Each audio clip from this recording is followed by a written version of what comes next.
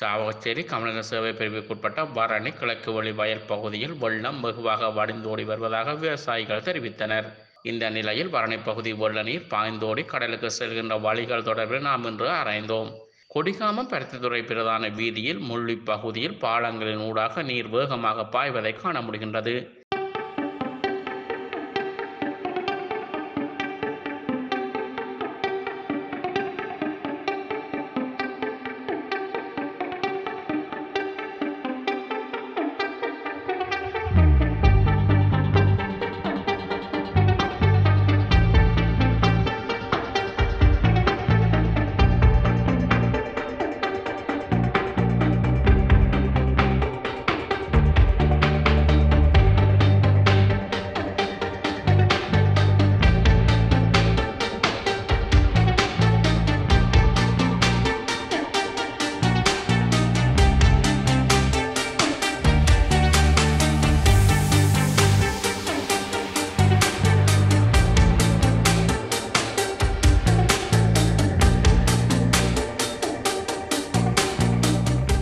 இதேவேளை முள்ளி தொண்டமனாறு வீதியில் வெள்ளம் மேவி பாய்வதை காண முடிகின்றது.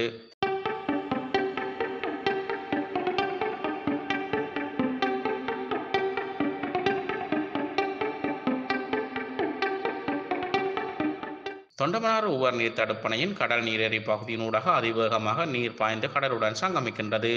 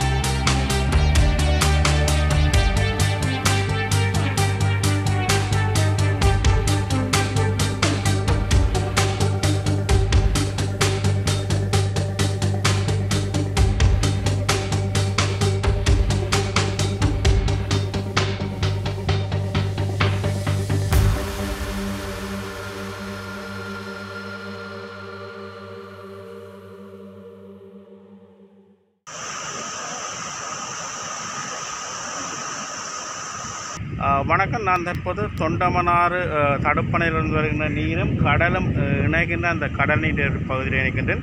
நாங்கள் பார்க்கின்ற போது இந்த பகுதியில் அதாவது தடுப்பணை பக்கமாக இருந்து வருகின்ற நீர் மிக வேகமாக சென்று கடலுடன் இணைவதை நீங்கள் காணக்கூடிய இருக்கின்றது. அதாவது நீர் வேகமாக கடலுக்குள் சென்றடைவதை நாங்கள் காணக்கூடிய இருக்கின்றது. நீங்கள் எங்களுடைய காட்சிகளில் பார்த்திருப்பீர்கள்.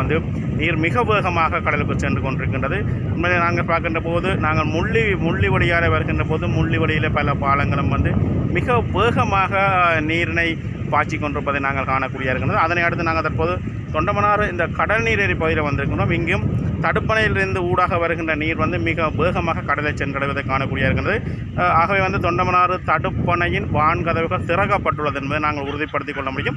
எனினும் நாங்கள் தொண்டமனாறு தடுப்பணையில் எத்தனை வான்கதவுகள் திறந்திருக்கு என்பதை நாங்கள் தற்போது சென்று பார்க்க முடியும். இதுதான் தொண்டமனாறு தடுப்பணையின் தற்போதைய நிலவரம். தொண்டமனாறு உவர்நீர் தடுப்பணையின் 5 வான்கதவுகள் திறக்கப்பட்ட நிலையில் நீர் வேகமாக வெளியேறுவதை காண முடிந்தது.